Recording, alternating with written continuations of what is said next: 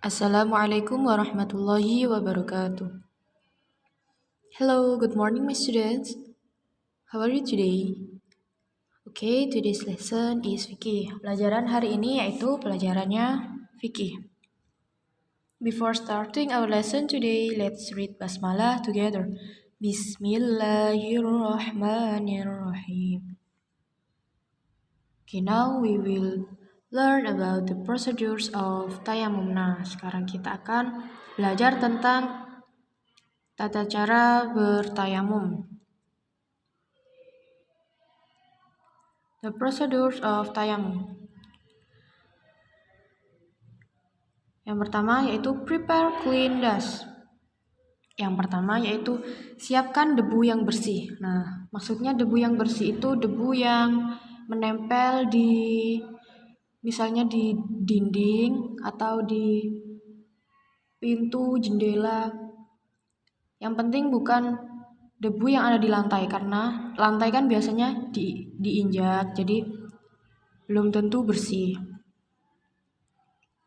Yang kedua, say basmalah, then place your palms on the dust. Nah, yang kedua yaitu ucapkan basmalah, lalu letakkan telapak tangan di atas debu tersebut. Misalnya kita mengambil debunya di dinding.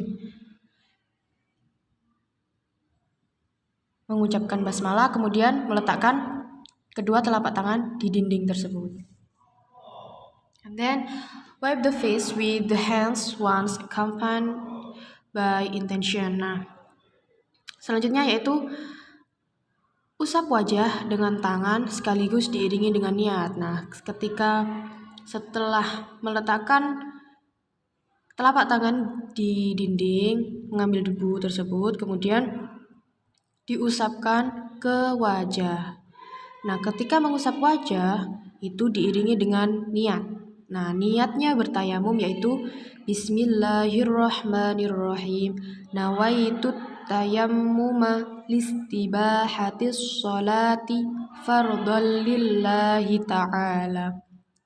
Yang artinya, aku berniat tayamum agar diperbolehkan sholat karena Allah Ta'ala.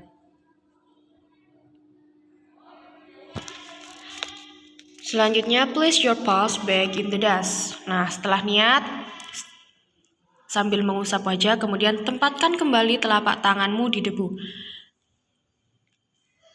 Nah, setelah mengusap wajah, satu kali, letakkan telapak tangan di dinding lagi. Tapi di sisi yang lain, mengambil debu kembali, lalu wipe over the back of the right hand up to the elbow with the palm of the left hand. Then turn your left palm over to the inside of your right arm. Then wipe up to the back of your right thumb. Nah, setelah itu usap dari punggung tangan kanan hingga ke siku dengan telapak tangan kiri. Jadi yang diusap pertama itu tangan kanan menggunakan tangan kiri. Nah, kemudian balikkan telapak tangan kiri ke bagian dalam lengan kananmu. Lalu usapkan sampai ke bagian belakang ibu jari kanan. Jadi yang pertama diusap itu tangan kanan dulu. Setelah itu kemudian baru tangan kiri. Do the same with the left hand. Nah, lakukan hal yang sama dengan tangan yang kiri.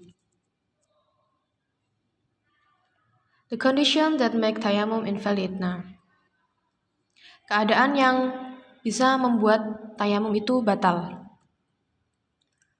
Tayamum is invalidated once water is found. Nah, tayamum menjadi batal itu ketika setelah air ditemukan. Nah, misalnya kita sudah melakukan tayamum kita sudah selesai. Nah, ternyata kita sudah menemukan air, atau misalnya tiba-tiba turun hujan sangat lebat. Itu bisa menyebabkan tayamum kita batal. Kalau tayamum kita batal, berarti kita diharuskan untuk berwudu dulu sebelum sholat. It is also invalidated by any of things that invalidate ablution. Nah, juga bisa dibatalkan oleh hal-hal yang membatalkan wudhu. Jadi tayamum itu batal sama seperti apa yang bisa membatalkan wudhu. Contohnya, buang air kecil, buang air besar, buang angin, tidur, itu juga bisa membatalkan tayamum. Important notes. Nah, catatan penting. Tayamum must be performed after entering prayer time. Tayamum harus dilakukan setelah memasuki waktu sholat. Jadi kita diperbolehkan melakukan tayamum itu ketika sudah masuk waktunya sholat. Misalkan duhur itu misalnya jam 12 masuk waktu duhur. Jadi kita tidak boleh wudhu di jam 11 karena jam 11 belum masuk waktunya sholat duhur. Yang kedua, tayamum is only a substitute for ablution, not a substitute for removing najis. Nah, yang kedua yaitu tayamum hanyalah sebagai pengganti wudhu, bukan pengganti untuk menghilangkan najis. Tayamum can only be used for one fardu prayer. Nah, tayamum itu hanya bisa digunakan untuk satu sholat fardu saja. Jadi misalnya ketika sholat duhur kita melakukan tayamum. Sebelum sholat duhur kita tayamum. Nah, setelah itu kalau misalnya kita nanti sholat asarnya itu harus melakukan tayamum lagi. Karena tayamum itu hanya berlaku untuk satu sholat fardu saja. Jadi ketika kita mau sholat fardu lagi, kita harus melakukan tayamum kembali. If a person have prayed with tayammum and then water becomes available, his prayer is valid and need not be repeated. Nah, jika seseorang telah sholat dengan tayamum dan kemudian air tersedia, sholatnya tetap sah dan tidak perlu diulang lagi. Nah, ketika misalnya kita sudah tayamum, terus sudah melakukan sholat juga, ketika sudah selesai sholat, ternyata ada air. Misalnya ketika sudah selesai sholat, hujan turun.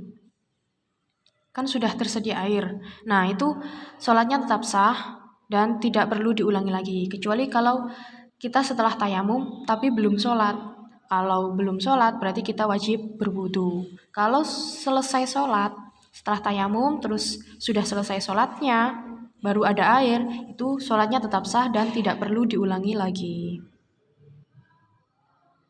Okay, now please answer the questions on religion textbook page 19 number 3. Nah, coba sekarang silahkan dikerjakan textbook religionnya halaman 19 yang nomor 3. Okay, thanks. Have a nice day. Wassalamualaikum warahmatullahi wabarakatuh.